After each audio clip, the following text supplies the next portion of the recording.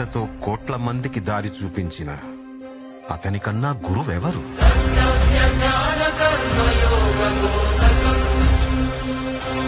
రక్షణ కోసం సముద్రం మధ్యలో ద్వారకా నగరాన్ని కట్టిన అతనికన్నా గొప్ప ఆర్కిటెక్ట్ ఎవరు? వేణుగానంతోనే గోవుల్ని గోపికల్ని కట్టిపడేసే అతన్ని మించిన మ్యూజిషియన్ ఎవరు?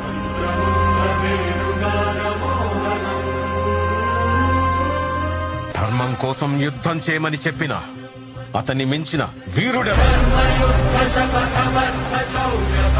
హోమయాగాలతో వర్షం తెప్పించిన అతనికన్నా ప్రకృతిని అర్థం చేసుకున్న క్లైమటాలజిస్ట్ ఎవరు?